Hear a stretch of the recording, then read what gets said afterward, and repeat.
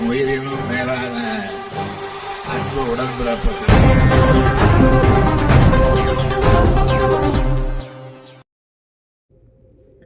முதல் முறையாக மீனவ குடியிருப்பு பஞ்சாயத்தார்களுக்கான குறை கேட்கும் நிகழ்ச்சி நடைபெற்றது. சென்னை உத்தண்டி முதல் ஊரூர் வரை 13 மீனவ குடியிருப்பை சேர்ந்த பஞ்சாயத்தார்களிடம் குறை கேட்கும் நிகழ்ச்சி சோழிங்கநல்லூர் சட்டமன்ற உறுப்பினர் அரவிந்த ரமேஷ் தலைமையில் கிழக்கு கடற்கரை சாலை அக்கறையில் உள்ள தனியார் திருமண மண்டபத்தில் நடைபெற்றது.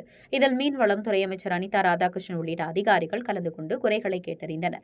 இதற்காக ஒவ்வொரு ஊர் மீனவ பஞ்சாயத்தார்களுக்கும் பொதுமக்களுக்கும் தனித்தனி மேசை நாற்காலிகள் போடப்பட்டு அவர்களின் குறைகளை கேட்டனர். இதில் மீனவர் பஞ்சாயத்தார்கள் வைத்த கோரிக்கைகள் மீன்வளை பின்னும் இடம், மீன்வளை உலர்த்தும் இடம், நவீன மீன் அங்காடி உள்ளிட்ட பல்வேறு கோரிக்கைகளை அமைச்சரிடம் வைத்தனர். மருத்துவ மற்றும் மக்கள் நல்வாழ்வுத்துறை அமைச்சர் மீனவ மக்களுக்கு திமுக ஆட்சியில் செய்த திட்டங்களை கூறினார். மீனவ மக்கள் கொடுத்த கோரிக்கைகள் விரைவில் நிறைவேற்றப்படும் என்றும் உறுதியளித்தார். இதில் அதிகாரிகள் பலரும் கலந்து கொண்டு சிறப்பித்தனர்.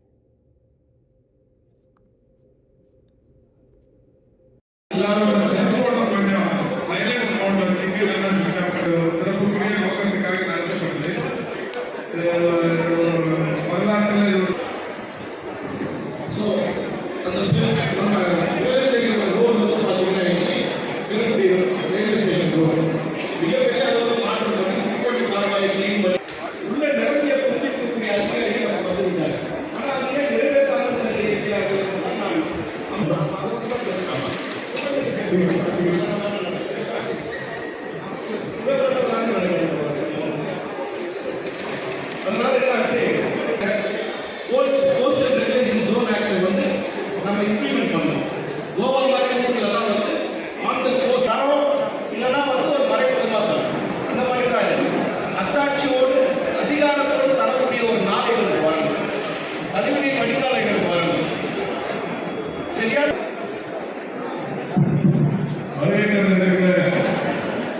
ஒவ்வொரு மீனவ கிராமத்தை சேர்ந்த பிரதிநிதியும் பேசியதற்கு பிறகு கனெக்ஷனுக்கு நீங்க என்ஓசி கேட்கிறாங்க. அது கொடுக்கலாம் இல்ல, பேசிக் கம்யூனிட்டிஸ் வந்து பண்ணி கொடுத்தாங்க. அதே மாதிரி இந்த பட்டா விஷயத்தை தாசில்தார் பேசுவாங்க. உங்களுக்கு கேள்வி பதில் நிறைய குறை இருக்கும். வெட்டிவாக்கம், பாலவாக்கம், நீலாங்கெல்லாம் வந்து அவங்களுக்குலாம் பேவர் பிளாக் போடுறதுனால தான் அதெல்லாம் இப்போ போட ஆரம்பிச்சிருச்சு. அவங்களுக்கு காங்கிரீட் ஆகிறதுனால அது ஒரு பிரச்சனை இருக்கு. ரெண்டாவது அது சீக்கிரம் முடிக்கிறதுக்கான முயற்சிகள் பண்றாங்க. நம்ம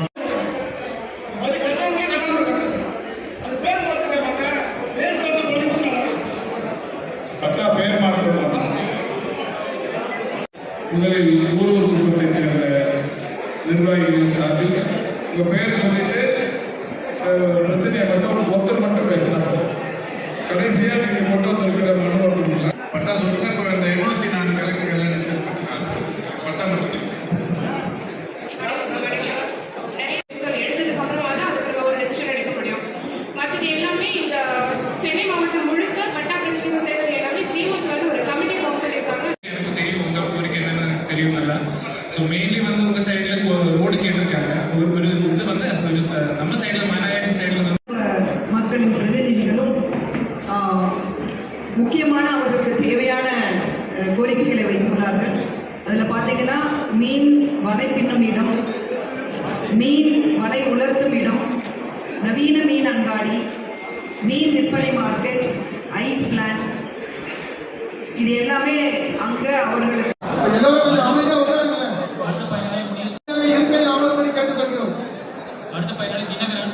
மீனவ கிராமங்களும் தங்களின் கோரிக்கை மனுவை வழங்க வேண்டும். அன்பு கூர்ந்து மீனவ சொந்தங்கள்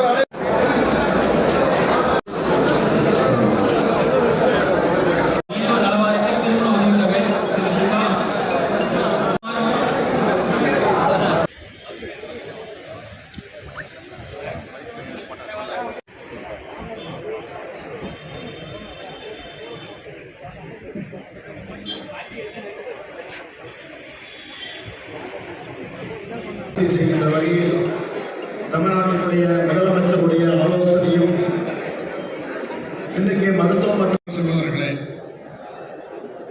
மற்றும் முத்தமிழறிஞர் தலைவர் கலைஞரை நேசிக்கின்ற போகும் மரியாதைக்குரிய தளபதி அவர்களுடைய எண்ணங்களை நிறைவேற்றுகின்ற மானியம் வழங்கியதும் திராவிட முன்னேற்ற கழகத்தின் அரசு என்பதையும் மீன்கள் இனப்பெருக்க காலமாக கருதப்படும் காலங்களில் உதவித்தொகை வழங்கியதும் திராவிட முன்னேற்ற கழகத்தின் அரசு என்பதையும் மீனவர்களுக்கு திசை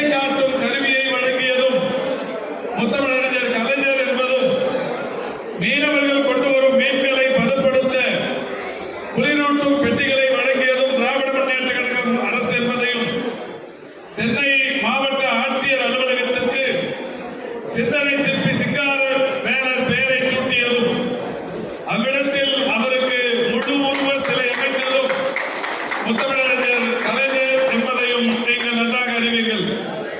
இப்படி சொல்லிக்கொண்டே போனால் ஏராளமான திட்டங்களை சொல்ல முடியும்.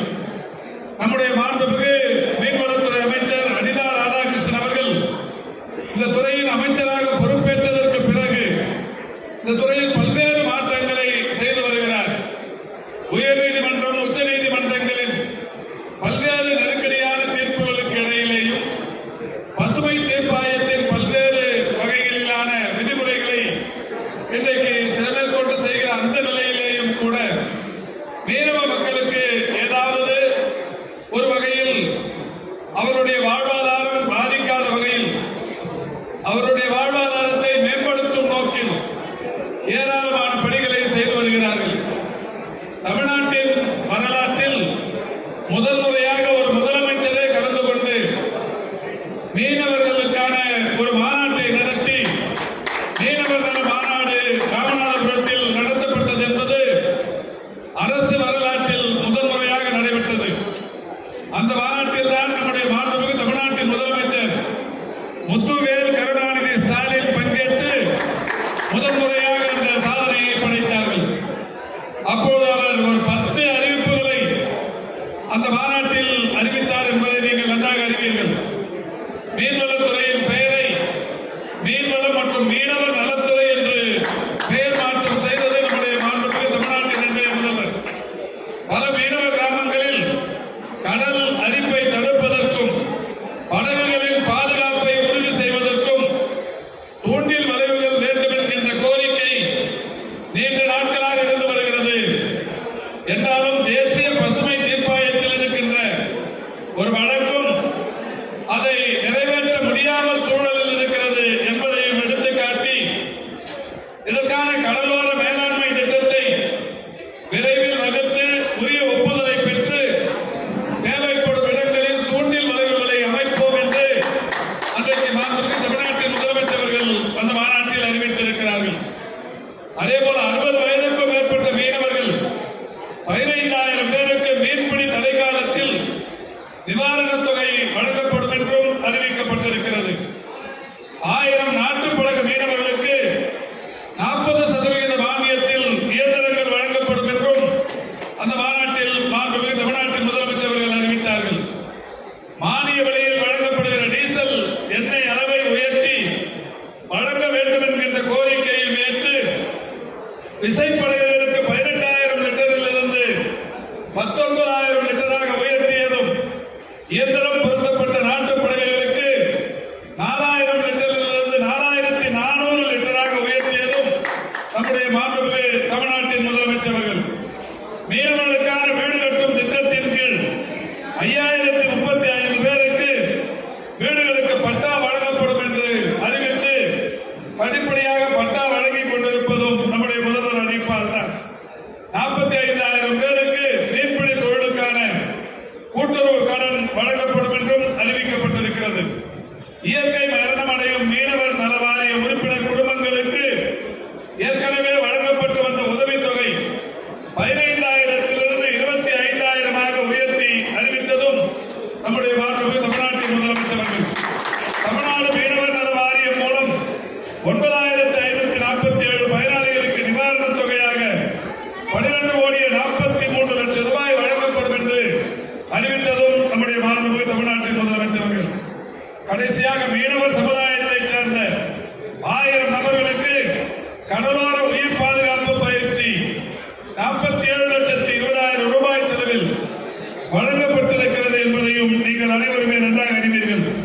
இப்படி பல்வேறு திட்டங்களின் வாயிலாக மாண்புமிகு தமிழ்நாட்டின் முதலமைச்சர்களின் மூலம் 2,77,347 மீனவர்கள் பயன்பெறுகிற வகையில் 9,926 கோடி 88 லட்சம் ரூபாயை ஒதுக்கீடு செய்து மீனவர் சமுதாயத்தில் ஒரு மகத்தான புரட்சியை ஏற்படுத்தியவர் மாண்புமிகு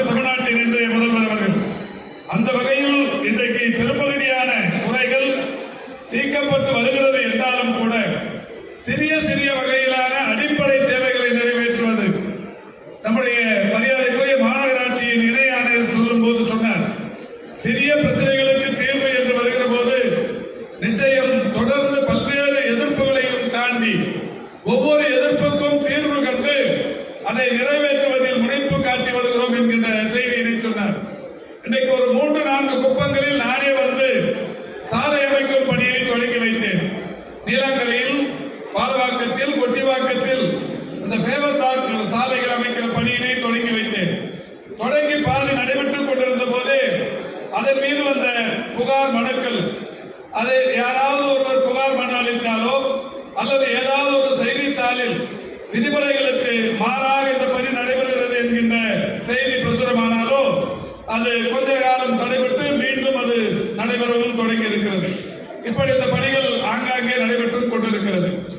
தொடக்கத்தில் பேசிய ஊரூர் குப்பத்தின் தலைவர் அவர்கள் சொன்னதைப் போல அந்த ஊரூர் குப்பத்தில் இன்றைக்கு இந்த அரசு அமைந்ததற்கு பிறகு நம்முடைய மாநகராட்சி மன்ற உறுப்பினர் சார்பில் அவருடைய தீவிர முயற்சியின் காரணமாய் இந்த சாலைகள் ஃபேவர் பிளாக் போடுகிற பணி நடைபெற்றுக் கொண்டிருக்கிறது என்றாலும் இன்னமும் குறை இருக்கிற பிரச்சனைகளுக்கு தீர்வு காண வேண்டும் என்று சொல்லியிருக்கிறார். நிச்சயம் அவருடைய பிரச்சனைகளுக்கு தீர்வு காண்பதற்கு நடவடிக்கை எடுக்கப்படும். அவர் வைத்த இன்னொரு கோரிக்கை, ஏற்கனவே இருக்கிற பாதாள சாக்கடை அந்த குழாய்கள் சிறிய விட்டம் அளவுள்ள குழாய்களாக இருக்கிற காரணத்தினால் குடியிருப்புகளின் எண்ணிக்கை கூடியிருக்கிற நிலையில் அந்த குழாய்களை பெரிதுபடுத்தி தர வேண்டும் என்கின்ற கோரிக்கை வைத்தால் உடனடியாக நம்முடைய சம்பந்தப்பட்ட குடிநீர் மற்றும் கழிவுநீர் அகற்று வாரியத்தின் பகுதி பொறியாளர் அவர்கள் பெரிய குழாய்களை அமைப்பதற்குரிய திட்ட மதிப்பீடுகள் தயார் செய்யப்பட்டிருக்கிறது. ஜனவரி மாதத்தில் அந்த குழாய்களை அகற்றுவதற்குரிய ஒப்பந்தங்கள் போடப்பட்டு மிக விரைவில் பணிகள் தொடங்கப்படும் என்று அறிவித்திருக்கிறார். நிச்சயம் ஊரூர் குப்பத்தின் நிர்வாகிகள் மகிழ்ச்சி அடைகிற வகையில் அவர்களுடைய இந்த அடிப்படை பிரச்சனைகளுக்கு தீர்வு காணப்படவிருக்கிறது. இதேபோல் பல்வேறு இடங்களில் மீன் வலைகளை உணர்த்துவதற்குரிய கூடங்கள் வேண்டும் என்று சொல்லியிருக்கிறீர்கள். பொதுவாக நீங்கள் சொன்ன எல்லா இடங்களும் நானும் இதுவரை இந்த ஒரு 3-3.5 ஆண்டு காலத்தில் ஒரு 7-8 முறையாவது ஒவ்வொரு குப்பத்துக்கும் வந்திருப்பேன். ஒவ்வொரு முறை வருகிற போதும் இந்த இடங்கள் தான் இப்பொழுது பிரச்சனையாக இருக்கிறது. இந்த சிஆர் ஜோன் என்று சொல்லப்படுகிற இந்த இடங்களில் கட்டுமானத்திற்கு தேசிய பசுமை தீர்ப்பாயம் இன்றைக்கு அனுமதி அளிக்காத சூழலில் அங்கே கட்டுமான பணிகளை நாம் செய்தால் யாராவது புகார் அளித்தால் நிச்சயம் அந்த பணி பாதிக்கும். திட்ட மதிப்பீடுகள் தயாரித்து ஒப்பந்தங்கள் கோரப்பட்டு பணியாணை தரப்பட்டு ஒப்பந்தக்காரர் வீதிக்கு வந்து பணத்தை செலவு செய்ய தொடங்கியதற்கு பிறகு இந்த பணிகள் பாதிக்கப்படும் போது நிச்சயம் அரசின் நிதியும் வீணாகிறது, உங்களுடைய எண்ணத்திலும் பெரிய அளவில் ஒரு பாதிப்பு ஏற்படுகிறது. எனவே இதை நாம் கொஞ்சம் கவனித்து செய்ய வேண்டிய ஒரு சூழலிலும் இருந்து கொண்டிருக்கிறோம். என்றாலும் கூட நம்முடைய மாண்புமிகு அமைச்சர் அவர்கள் இந்த நிகழ்ச்சிக்கு வந்ததற்கு பிறகு ஆணையர் அவர்களும் வருகை தந்திருக்கிறார்கள். இப்பொழுது அவரிடத்தில் நான் பேசிக் கொண்டிருந்த போது சொன்னது, ஒரு பர்மனன்ட் ஸ்ட்ரக்சர் வலை உலர்த்துவதற்கு பெரிய அரங்கத்தை அமைத்தால் பெரிய அதாவது கான்கிரீட் ஷெல்டர் போட்டு பெருசாக செய்கிற போது மற்றவருடைய கண்ணை உறுத்தும். அதுவே தற்காலிகமாக இரும்பு பைப்புகளை புதைத்து பெரிய அந்த வலை உலர்த்துவதற்கு இன்றைக்கு மேலே ஆஸ்பெஸ்டாஸ் ஓடுகளை போட்டு வண்ண வண்ண ஓடுகள் இப்போது ஏராளமானவை வருகிறது. நல்ல தட்பவெப்ப நிலையை தாங்கக்கூடிய அளவுக்கான ஓடுகளும் நிறைய இருக்கிறது. ஏதாவது ஒரு புதிய மாடலை டிசைன் செய்து நாம் இப்போது இங்கே கேட்டிருப்பவர்கள் ஒரு 7-8 கிராமத்தை சேர்ந்தவர்கள் கேட்டிருக்கிறார்கள். இந்த வலையை உயர்த்துவதற்குரிய நடவடிக்கைகளை ஒரு 7-8 கிராமத்தில் வேண்டும் என்ற இடத்தை கேட்டிருக்கிறார்கள். அங்கே நாம் இந்த பர்மனன்ட் ஸ்ட்ரக்சர் இல்லாமல் இந்த இரும்பு குழாய்களை நட்டு மேலே ஷீட் போட்டு நிழல் தரும் வகையில் இந்த வலைகளை உயர்த்துகிற அந்த மண்டபங்களை நீங்கள் அமைத்து தரும் போது நிச்சயம் பசுமை தீர்ப்பாயமும் இதற்கு குறுக்க இருக்காது. எனவே அந்த வகையில் ஒரு புதிய டிசைனை நம்முடைய ஆணையர் அவர்கள் தயார் செய்து அந்த புதிய டிசைனின்படி மாண்புமிகு அமைச்சர் அவர்களுடைய ஒப்புதலை பெற்று இங்கே கேட்ட ஊர்கள் ஒரு 7-8 ஊர்கள் இருக்கும். அந்த 7-8 ஊர்களில் அதை அமைத்து தந்தால் ஒரே நாளில் நம்முடைய மாண்புமிகு தமிழ்நாட்டின் துணை முதலமைச்சர்களை அழைத்து வந்து அந்த 7 ஊர்களிலும் அதை நாம் கூடுதலாக ஏற்படுத்திய அந்த தூண்டில் நம்முடைய அந்த மீன் வலைகள் உலர்த்தும் இடங்களை திறந்து வைக்கலாம் என்கின்ற வகையில் என்னுடைய கருத்தை பதிவு செய்கிறேன்.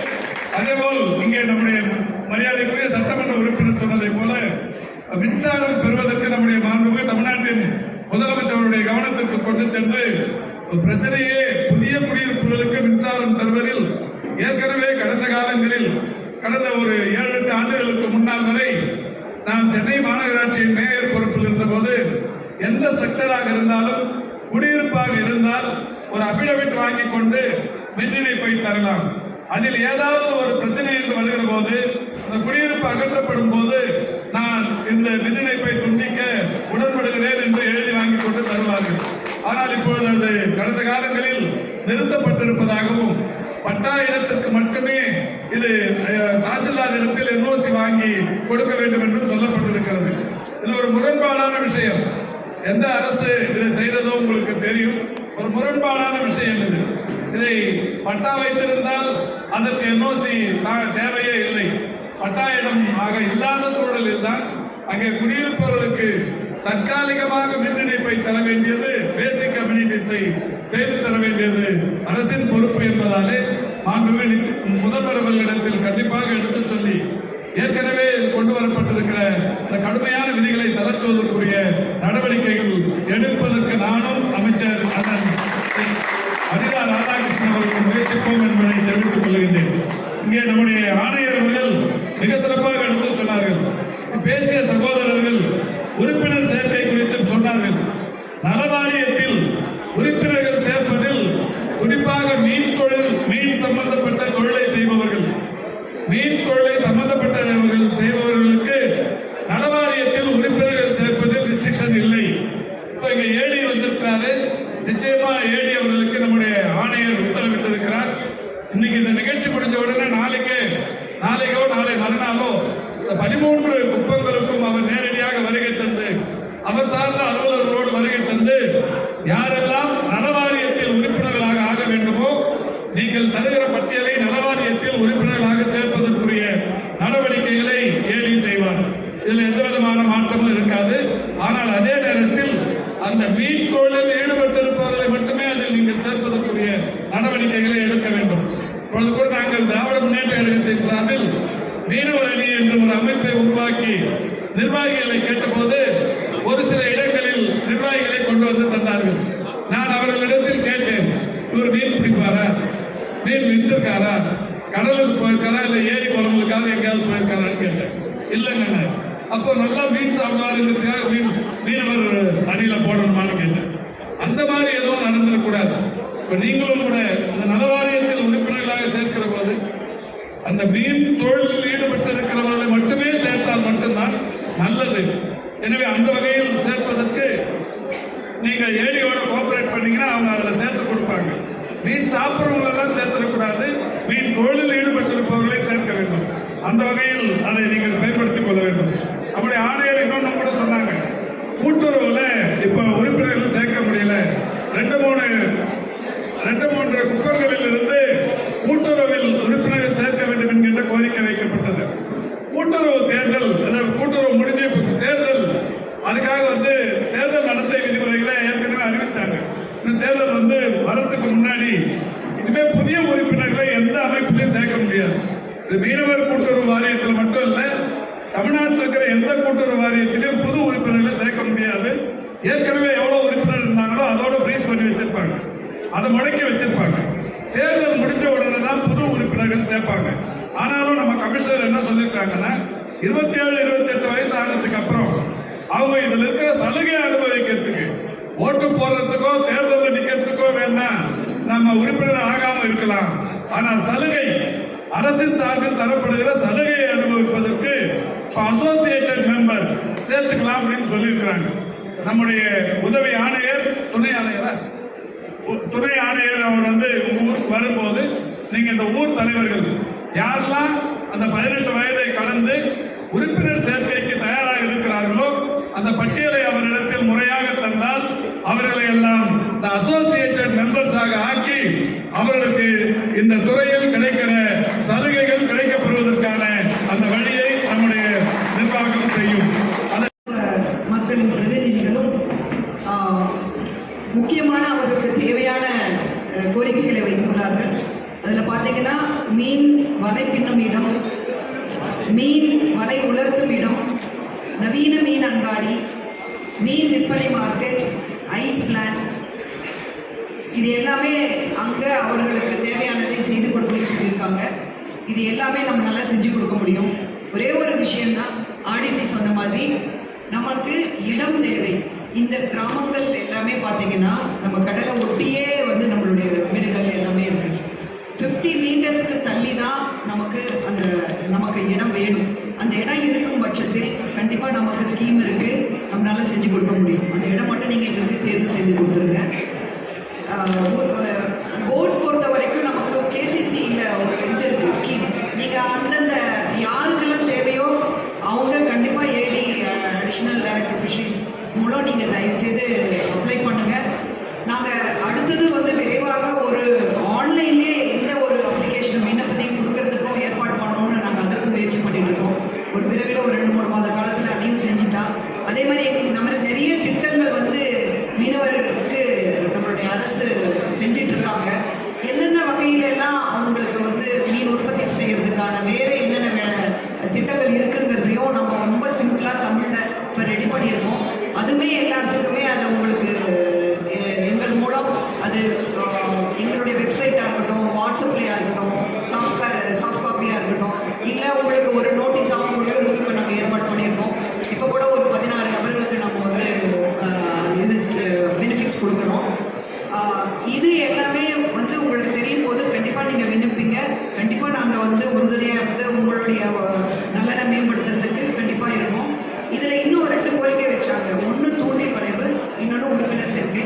தூண்டில் வளைவை பொறுத்த வரைக்கும் இன்னும் நமக்கு மத்திய அரசு கிட்ட அந்த சிஆர்செட் கிளியரன்ஸ்லேருந்து வரணும், ஒன்றிய அரசுலேருந்து. அது இங்கேருந்து போய் அது ஒரு பெரிய ஸ்டடி. அது நமக்கு வந்து வனம் மற்றும் சுற்றுச்சூழல் துறை மூலம் அதை செஞ்சுட்டு இருக்காங்க.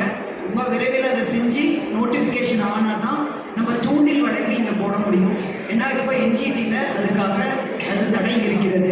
இதையும் நாங்கள் வந்து விரைவில் அதை சரி பண்ணுறதுக்கும் நாங்கள் ஏற்பாடு செஞ்சுட்டு இருக்கோம். உறுப்பினர்கள் சேர்க்கை பொறுத்த வரைக்கும் போர்டில் வெல்ஃபேர் போர்டில் சேர்க்கறதுல எந்த பிரச்சனையும் இல்லை. சொசைட்டி சொன்னீங்க, சொசைட்டியில் அசோசியேட் மெம்பராக சேரலாம், ஆனால் ஓட்டு போட முடியாது. ஏன்னா நம்ம ஆல்ரெடி ஃப்ரீஸ் பண்ணி எலெக்ஷன் கமிஷனுக்கு நம்ம மெம்பர்ஸுடைய இதை லிஸ்ட்டை கொடுத்துருக்கோம். ஸோ இதனால உங்களுக்கு தேவைகளை வந்து எங்களால் இயன்ற வரை கண்டிப்பாக நாங்கள் உங்களுக்கு செய்து கொடுப்போம் என்று இந்த தருணத்தில் மீன்வளத்துறை சார்பாக கேட்டுக்கொள்கிறேன். நன்றி. என் உயிரினும் மேலான அன்பு உடன்பிறப்புகள்